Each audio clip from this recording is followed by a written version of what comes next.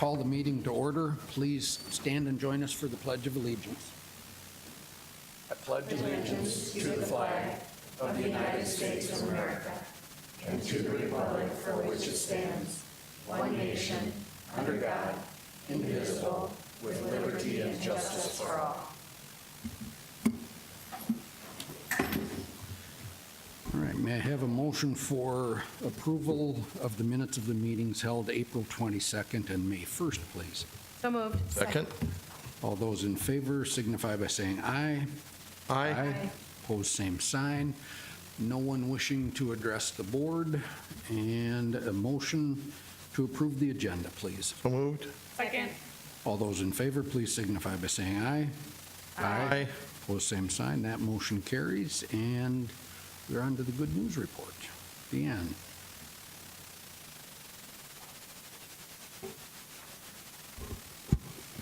Good evening. Educating emerging leaders and entrepreneurs. In a nutshell, that's the purpose of an organization known as DECA. And the organization is gaining popularity at Lincoln High School and putting South Dakota on the map as our schools are part of schools across the country and across the world, really, developing young leaders in the areas of marketing, finance, hospitality, and management. A few weeks ago, we had students from all Sioux Falls high schools participating in DECA's International Career Development Conference. They were among 18,000 high school students, advisors, business leaders, and alumni gathered to develop knowledge and skills for college and career.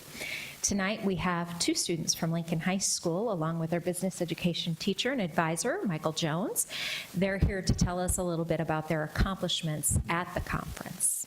So, girls?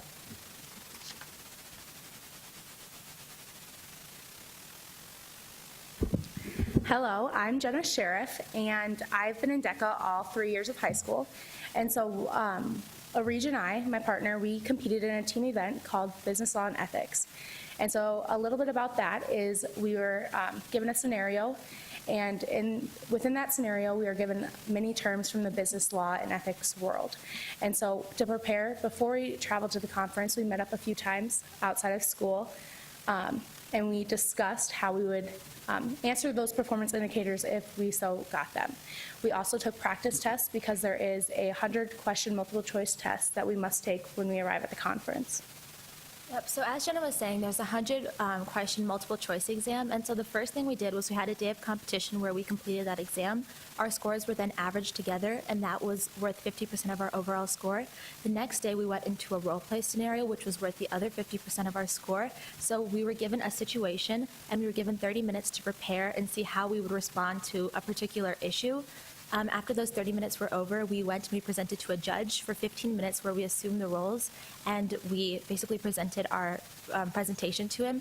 So coming out of that role play, Jen and I were pretty confident. We think that it was the best that we'd ever done, but we didn't really expect that we'd make it onto stage. So the next morning at awards, when they called our name, it wasn't a shock just to us or to other Lincoln students, but basically everybody from South Dakota and everyone that had competed, because it was the first time a team from South Dakota had made it to finals. And so with making it to finals, right after we were on stage and received our medals, we had to go straight into competition. So we went and got our competition prep time. We got back into our business casual attire, and then we waited in line. We had 30 minutes of prep again, and then we had 15 more minutes to present to a judge. And so we did that all over like we had done the previous day. But the only thing that was different was our test scores still carried over. And so we went into that. It was a little bit more stressful and high pressure in that role play than it was the day before. Unfortunately, we did not make it to top 10, but we did make it to top 20, which is nothing that another South Dakota team had ever accomplished before. Thank you. Thank you. Obviously very polished speakers, as you can tell. In addition to that, Lincoln also received recognition for another piece with DECA, and I'm going to have Mr. Jones come up and tell us about that, about how membership has increased at his school and really what he thinks the value of DECA does for his students. Hi, my name is Michael Jones from Lincoln High School, as she said. We have DECA in our three high schools in Harrisburg, and Lincoln High School has seen the largest growth here in the last couple of years. And to put into concept what these girls accomplished, we're really competing in South Dakota as a after-school organization, whereas up in Canada and in a number of schools, they have DECA as a class for all 4 years. So to have these two girls compete in a team and make it to the top 20 out of 164 teams that competed is very significant. Probably half of the winning teams come from Canada, where DECA is a 4-year program of study. So it's really significant, and I'm really impressed with them and their juniors. So next year, hoping for better things. So thank you. You have a question. What do you attribute your growth to? Really, it's the kids. It really is the kids. Just more interested? Well, the last couple of years during our Patriot Power Days, which is in August, the kids have set up a table, and I'm generally busy with the school store, trying to get that started. But the kids have really taken it upon themselves. The last 3 or 4 years, I've had really, really good, solid kids that have got a hold of those 9th graders, because it's so terribly important to have the kids buy into their new school and have them involved in something. And if it's not athletics, DECA is an alternative for them. And the unique thing about DECA is that I've had kids go to schools, and interview at schools for college, and they've come back and they said, geez, the 4 years that we spent at DECA doing our role play competitions really made them appreciate how to conduct themselves as an adult in an adult environment, in a professional environment. So I really do believe in DECA. So Good example right there. Yes, sir. Where was the competition held at? It was tough this year. It was in Orlando. Oh, wow. So That sounds terrible. yeah, it was horrible. There was 22,000 kids there. So it's the largest growth, or the largest gathering they've had at a DECA, they call it ICDC, International Career Development Conference, that they've had so far since DECA's been around. Generally, it's been about 19,000, 20,000. This year, there's 22,000 kids. Yeah. And is there a season for DECA, or it's all year round? In the fall, we have the United States is broken into 4 different 4 different areas, and we're in the northern area. And so we go to a conference in the fall. Next year, it's going to be in Minneapolis. Last year, it was in Detroit. And then that's kind of a gathering of the central region, we call it, where kids are introduced to DECA, what DECA is, and they're kind of given kind of what the girls just explained to you. And then we have a state conference in February, and from that state conference, the kids qualify to go to the international conference. Okay, interesting. Thank you. Are there different types of the competition, or is it all team and it's all the same type of Nope, format? it Okay. is individual and teams. So for the kids that want to compete, just individual, it's a condensed amount of time that they have. But then they also have team competitions, and there are, probably close to 80 different categories. Anything from food service to business law to marketing and marketing is what I teach at Lincoln. So, but it's very vast to a lot of categories that we don't even do here in South Dakota, mechanics, that type of thing. So if you're interested in anything in the business arena, DECA has a category for you. Congratulations. Yes. Congratulations. Yes, impressive. Jenna? I have a freshman starting next year at Lincoln, so watch out for him, okay? He needs an activity. Well, he's got one. Thank you. Thank you. All right, we'll move on. No conflicts of interest tonight. Could I get a motion to approve the consent agenda, please? So moved. Second? All those in favor, please signify by saying aye. Aye. Opposed, same sign. That motion carries. Supplemental consent agenda, 9A, 1 and 2, claims to Sanford. If I could get a motion to approve. So moved. Second. All those in favor, please signify by saying aye. Aye. Opposed, same sign. That motion carries with 2 abstentions, Board Member Mickelson and Board Member Ryder. 9B, approval of claims to Avera, please. So moved. Second? All those in favor, please signify by saying aye. Aye. Opposed, same sign. And that motion carries with one abstention, Board Member Parker. And we are on to the reports of the superintendent, Dr. Maher. Thank you. We have two reports tonight. The first one is the 2019 Emergency Response Evacuation and Reunification Exercise Report. That comes to us from our Risk Management Department. Presentation tonight by Bob Bray.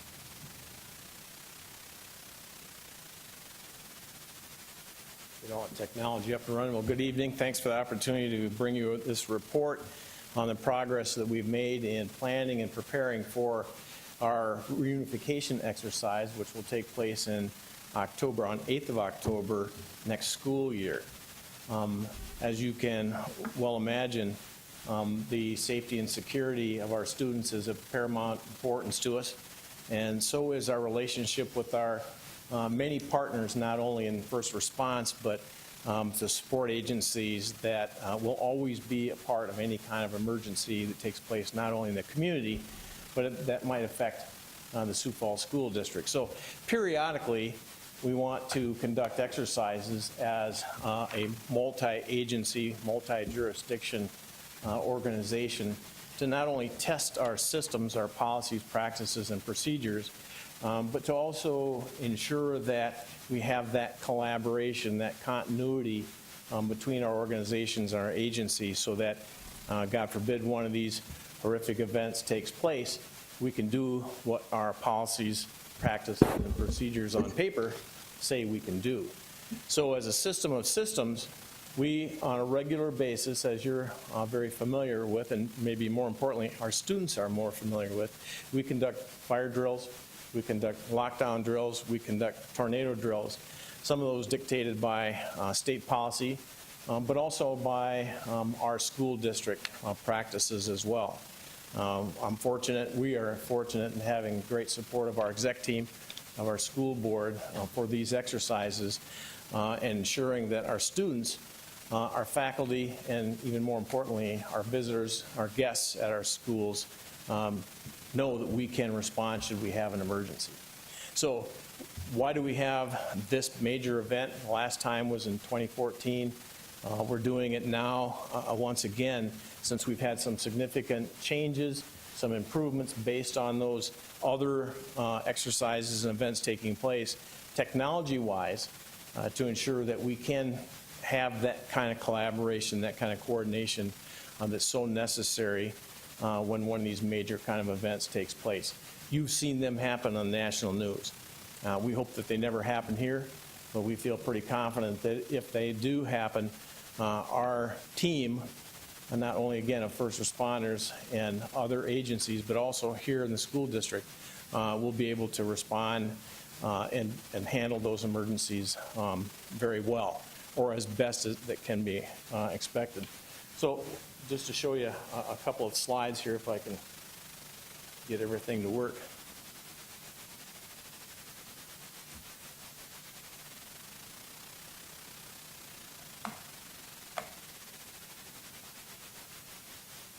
I don't know if you're seeing these slides or not here. There we go. So we've had a number of meetings collaborating with not only within the district, but again with those response agencies. We've got a couple other meetings yet to come to bring on board the hospitals, for example, and then we'll meet with the Emergency Operations Center group as well to see how many of those organizations want to participate in the exercise in October. So we've got a phased approach to the exercise. We're really kind of finalizing that first phase of the planning and preparing for the exercise. When we actually conduct the exercise, we'll start out with a simulated situation. We decided this year we'd use a lockdown event, pretty much the same kind of lockdown response at the school that we do on a regular basis, so that there won't be much change in notice for the students as they participate in that exercise. We'll take a little bit of a break, and then we'll segregate a group of students who volunteered to participate along with their parents. We'll transport them, evacuate to the reunification site, followed by then that phase 4, where we'll actually conduct the reunification at a reunification site, which is the Sioux Falls Convention Center and Arena. And following that, we'll conduct an after-action review to kind of gather up the good news, what went well, what didn't work quite as well as we'd like to see it, and then what improvements we need to make for the future.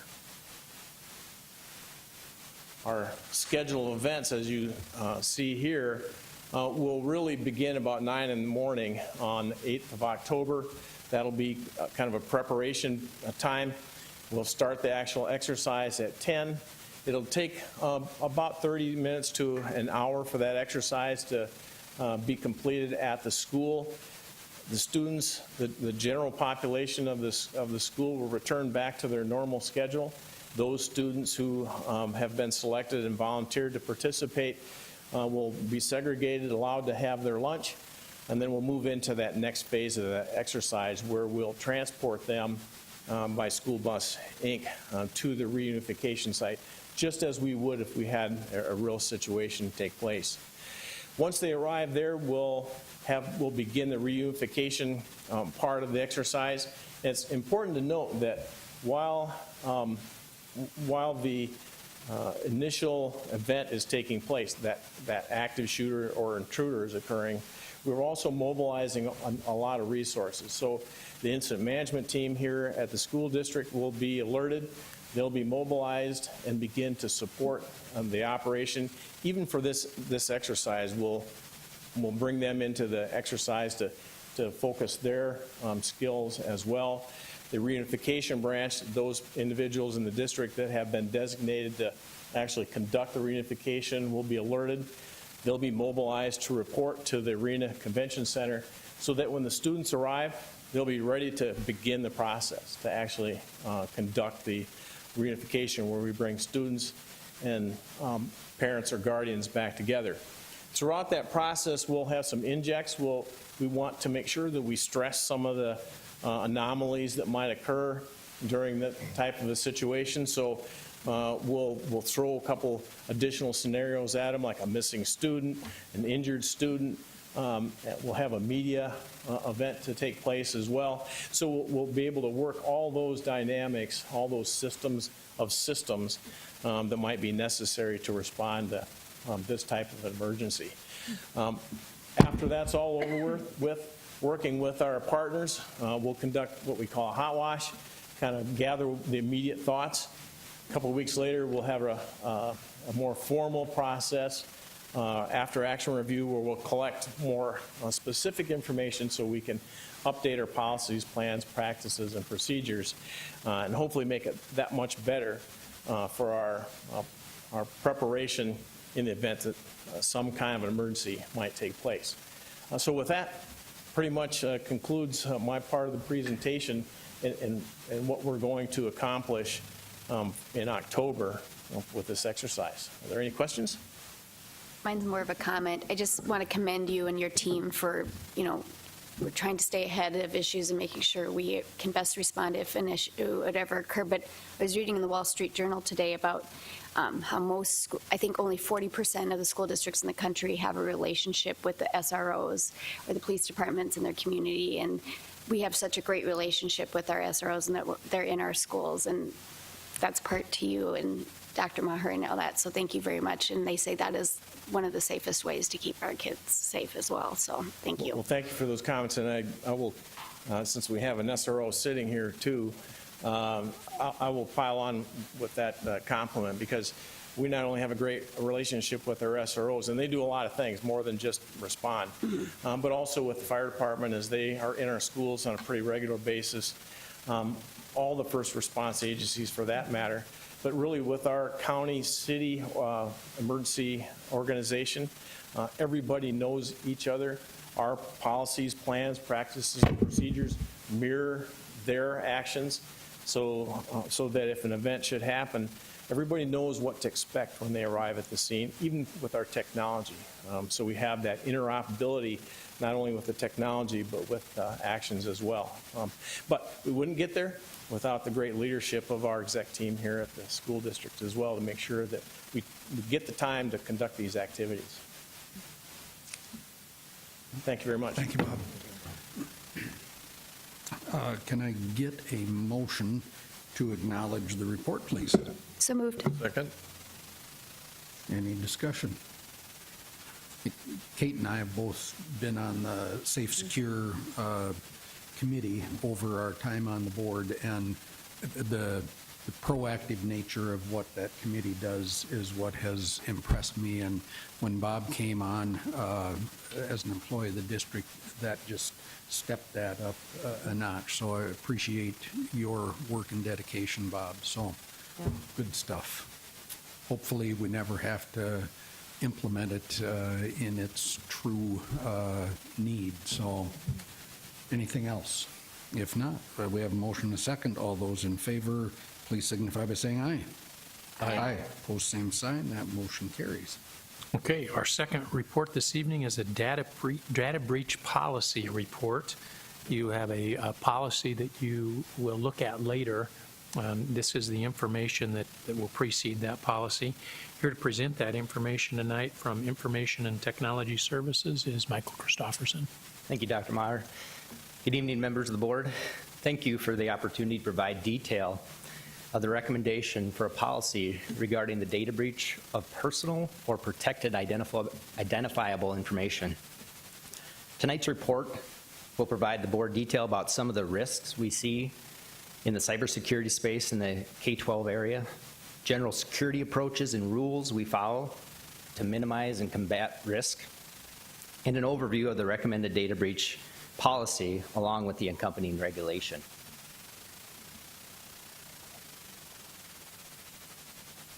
The goal of the Sioux Falls School District is to eliminate security incidents and avoid any breach or release of personal or protected identifiable information. And I'm going to refer to it as often as PII.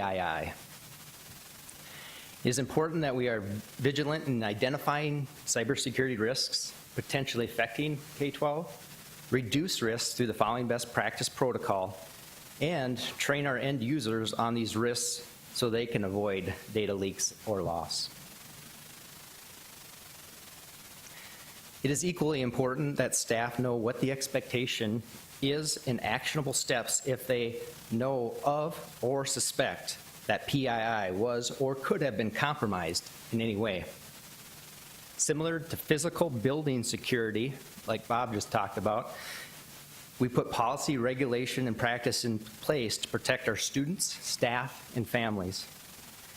And we hope we never have an incident, but would be ready if we do. Just like the physical building security has access rules with building entrances and protocols, similarly, we have firewalls and user access restrictions as well. Just like buildings practice lockdown drills for building security, we would continue to plan and practice for items like data recovery, common technology utilization, investigations of data breaches, and even send in our own simulated social engineering phishing emails as an educational mechanism. The guidelines and expectations are applicable to all employees in the district, and in a way they become our human firewalls in preventing data leaks and reporting any concerns. With the recommendation for this policy, I feel it is important we further ask why we should add this as a district policy and what is going on in the cybersecurity space, especially as it affects K-12. The K-12 cyber incident map on the screen has identified 447 incidents, and these are just reported incidents, since 2016 involving public schools across the United States. This is just those schools that have publicly reported from cybersecurity incident or breach. Nonetheless, the database of K-12 cybersecurity incidents is really incomplete because a lot of schools don't report those.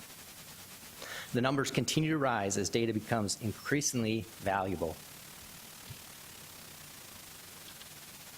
Not only do we want to protect personally identifiable information in order to protect FERPA rights of all district patrons, but also to protect against other financial and safety concerns.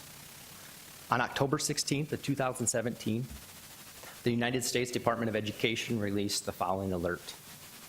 New threat where the criminals are seeking to extort money from school districts and other educational institutions on the threat of releasing sensitive data from student records. In some cases, this has included threats of violence, shaming, or bullying children unless payment is received. This alert came in response to attacks by a hacker group by the name of Dark Overlord, who is commonly known for their compromise of the Netflix organization. In this instance, the group compromised data from K-12 schools, including a school in each of our neighboring states of Iowa and Montana, and sent threatening communications to families, causing safety concerns and even leading to school closures. Next, I'd like to take a brief time to discuss just a few tactics, attacks, and scams that hackers are attempting in order to breach security and fool district personnel into leaking information. I'm actually giving this same presentation next Monday at Lincoln High School to their cybersecurity class. So the first one there is phishing, spear phishing, or whaling.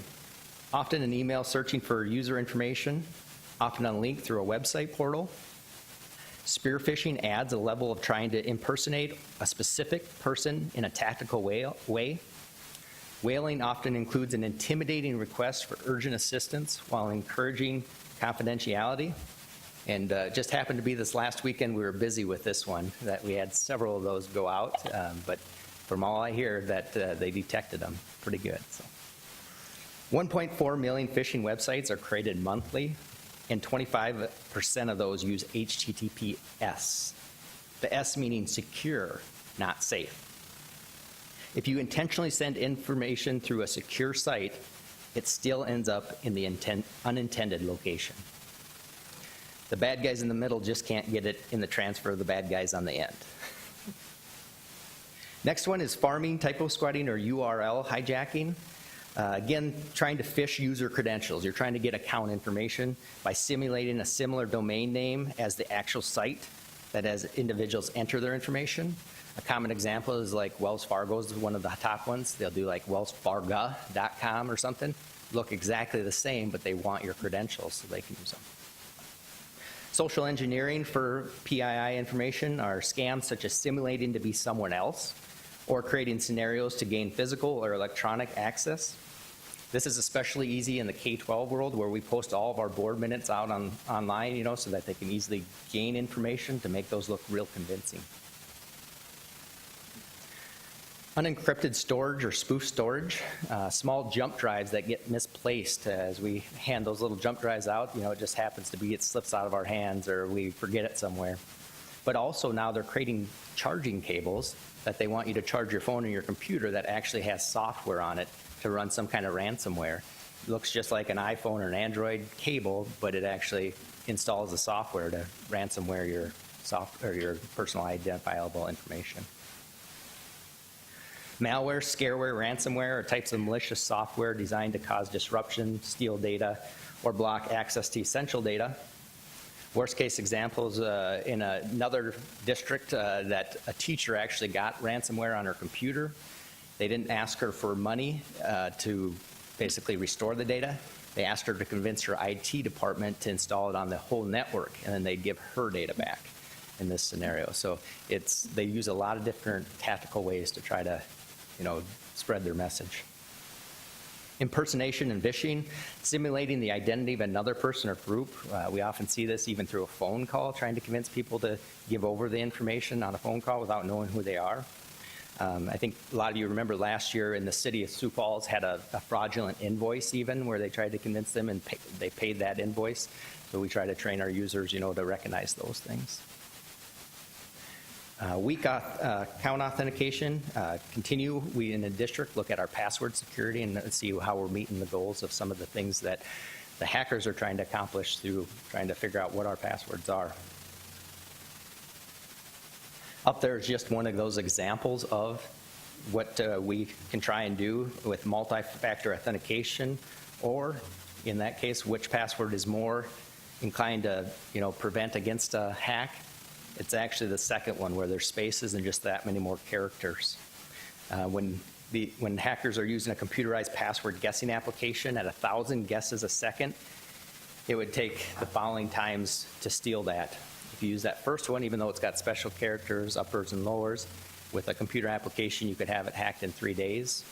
And then the second one, where it has spaces and it's just that much longer, 550 years.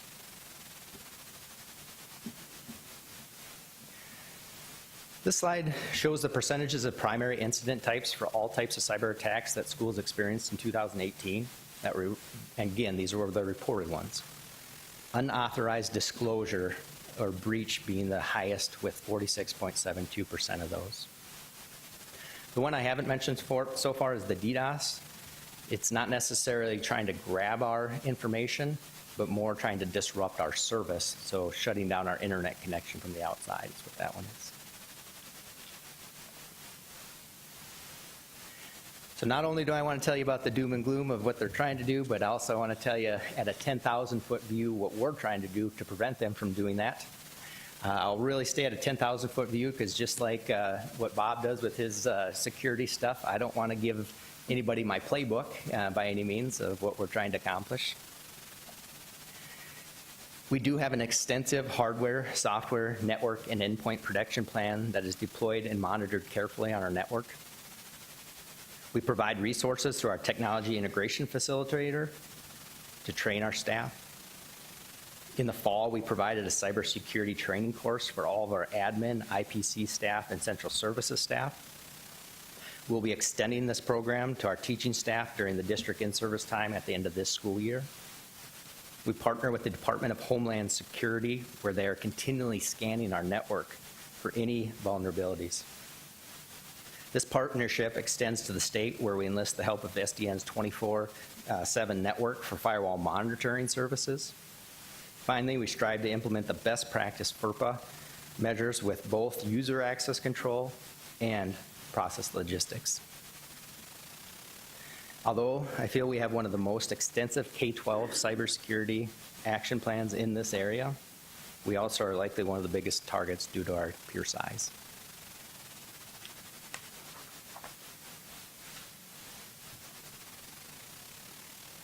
So all that information to provide you a framework for the actual policy and set the expectation of the goal of the Sioux Falls School District is to eliminate security incidents and avoid any breach of district data.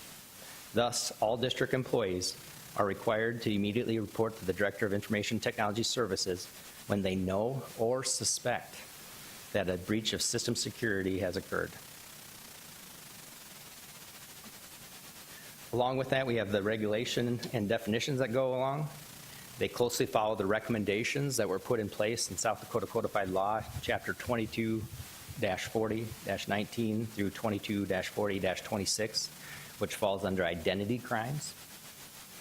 The regulation will provide guidelines and expectations of what to do in the instance of a data breach by clearly defining the steps and action that would be required. So in that regulation, the incident response kind of starts the process. This is a very important step, as a cyber breach isn't always a disaster, but mishandling it is. So we would identify and remedy any weaknesses as step one in this process as we go through our incident response. We mitigate any harmful effects. We minimize future risk, determine who or what caused the incident, and then do a thorough investigation. With the data breach, if it would be in the instance of a ransomware attack, for instance, we would recover as much data as possible with the idea that we also do have data backups in the district, and we have disaster recovery in the district as well. Then we'd go through the process documenting any steps we take. We really want to dot our I's and cross our T's in this process to make sure, and thus the reason we want this regulation in place. We also want to learn from any mistakes that happened in the process. Finally, we will follow the protocol set by the state in this law for security breach notifications. As time permits and as it says in that law, we will notify our stakeholders. And in this regulation, we also include the content of what that regulation requires.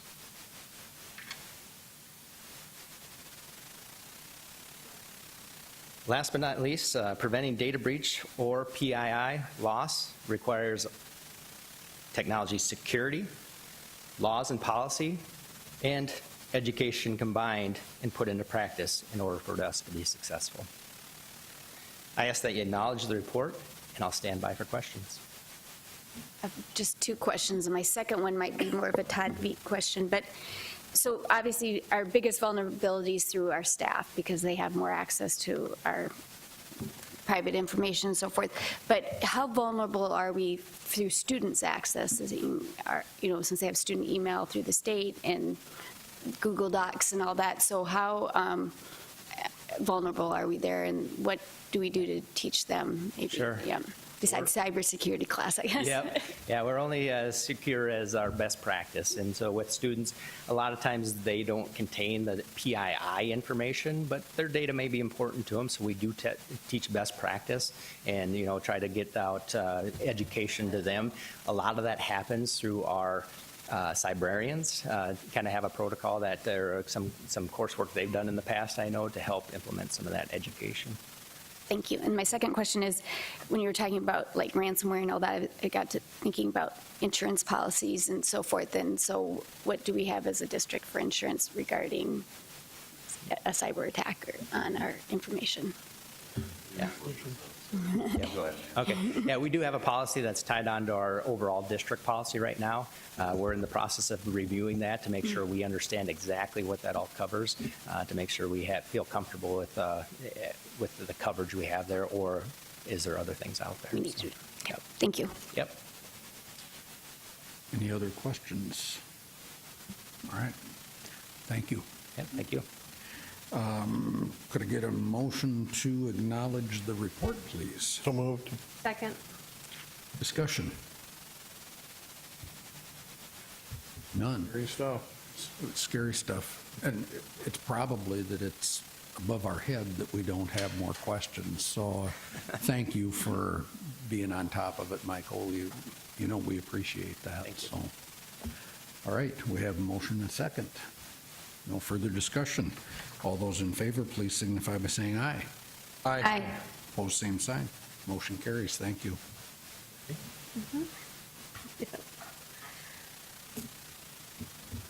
Review and revision for policy to begin with. Yes. We actually have several policies to go through tonight, so Carly and I actually decided to tag team here, so one of us didn't lose our voice with all of them. So I'll take the first set, review, revise, that are up. We have policy FD and its accompanying regulation, facilities funding. No changes there. GBED, tobacco-free schools, use by employees prohibited. We updated to include language on vapor products. JICG, tobacco-free schools, use by students prohibited, also updated to include language on vapor products. JLG and its accompanying regulation, instruction program for homeless students. We updated language to include an oral appeal process. And KF and its accompanying regulation, community staff, use of district facilities. We updated to include language on the use of vapor products. So with that, I move to approve the review revision of the above said policies and accompanying regulations.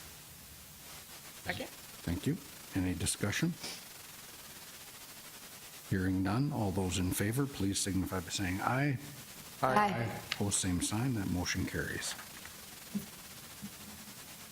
All right, and I will take the next group.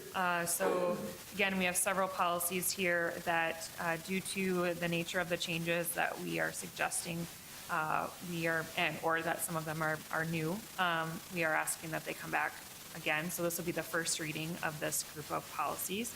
The first one is a new policy that doesn't have a name. I don't think it's really called TBD and TBDR. I think it just doesn't have a name yet. And that's the one that Michael Christopherson just gave us that information about. So that's the data breach of personal or protected identifiable information. So this would be brand new to us. So all that information is out online. Next, we have GBEB, Code of Conduct. There are quite a few changes that were made. There's a code of conduct for each level of student. And so some of the highlights would be including audio or video recordings of an employee, supervisor, or other person without their knowledge would be unethical conduct. There are some other language changes, so I would encourage people to take a look at that one as well. KEB, KEBR, public concern, complaints about personnel. Again, some language changes of updating resolution options when complaints are received by a principal or supervisor about an employee. IMDB and IMDBR, flag displays and patriotic activities.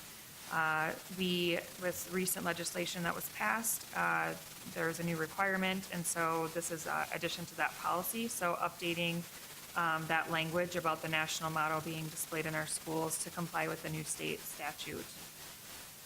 The next one is JK, JKR, student discipline, suspension, and expulsion. So again, updating a lot of language regarding discipline for disruptions, vapor products like we talked about on the other ones, threats of school shootings, and clean up some consequences that didn't necessarily make sense for the language that was in there. So again, please take a look at that one.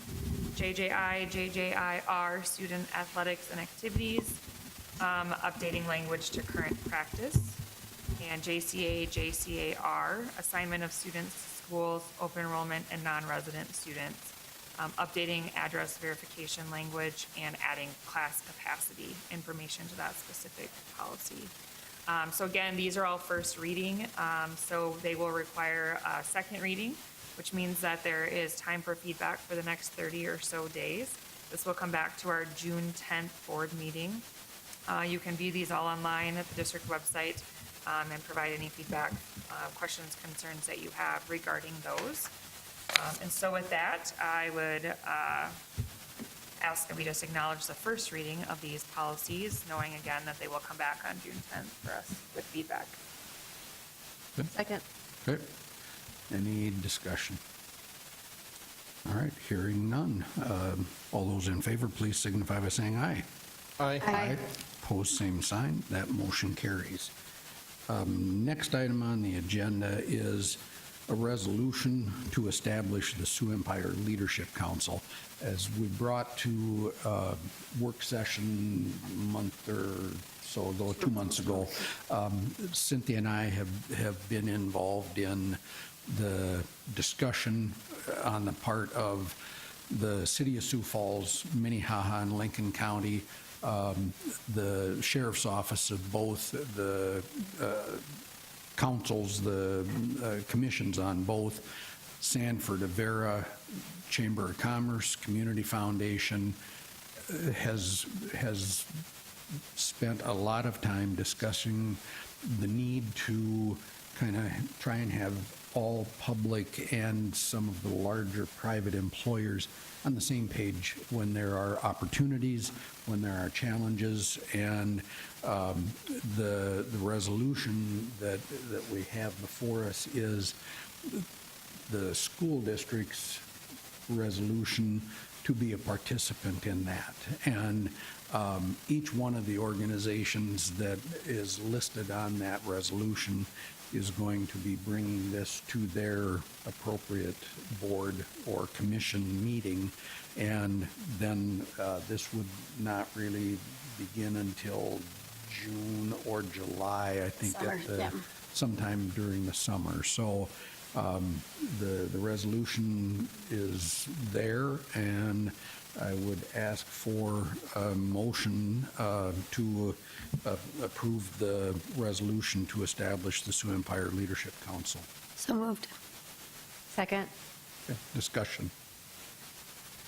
I think it's a great idea to get people from lots of different organizations together, kind of working towards that same mission of making our community and our schools and our businesses and everything within Sioux Falls to be a stronger force. So I think it's a great step in the right direction. What will the makeup of the council look like? So is, the listed entities that are on the resolution, will be a member from each of them, Okay. and they will each have one voting member. And you notice that, like, Community Foundation is not on here because they don't, their board doesn't have to approve, but like, so it's all these entities. And then what the nature of the board will be to, or council, I should say, will be to look at issues in the community and come up with solutions and ideas to address them, and also be able to, if there was a grant, for example, to apply, they would come together and apply for grants, so we wouldn't have to each as our board.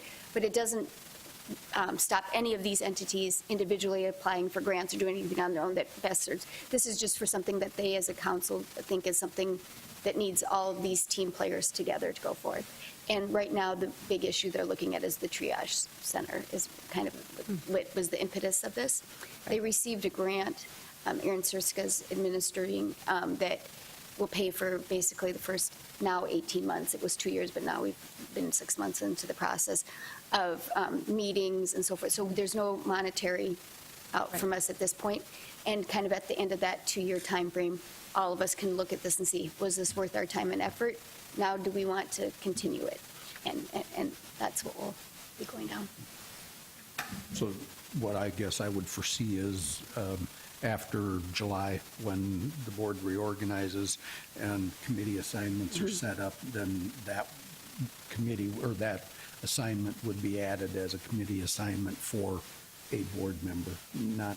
Yep, and we can have an alternate. So like, say you were it and you couldn't go to that meeting, and that person, they can have voting, right? So So it's a board member, not necessarily the This superintendent? is a board member entity, yep. It's a yep, board member? Yep. Okay. Be like the insurance committee, where you've got Yep.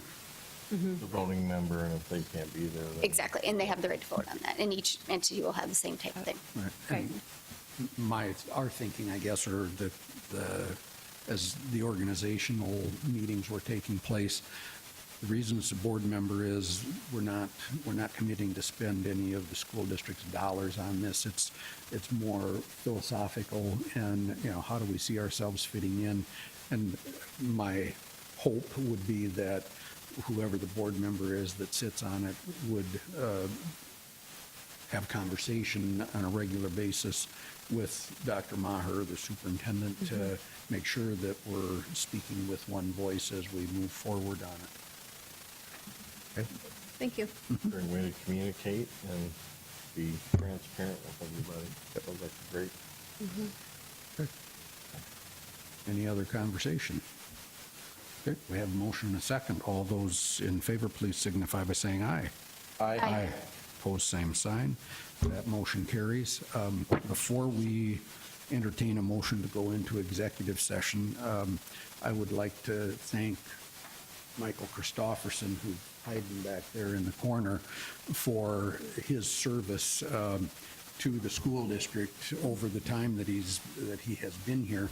He'll be leaving us the end of June, and any of you sitting over along that wall would be a huge loss, and Michael would certainly be in the category of a huge loss to our school district. I fully understand your reasons for making the decision. I respect those, but you will be missed as an employee of the district. Thank you for your service and your work. Yep. Okay. Motion to go into executive session. Move to go into executive session 1-25-22 and 1-25-24. Okay. We have a motion. Do we need a second and vote on that? Yeah, that's right. I've only been doing this for a few times. All those in favor signify by saying aye. Aye. We will go into executive session. Thank you all.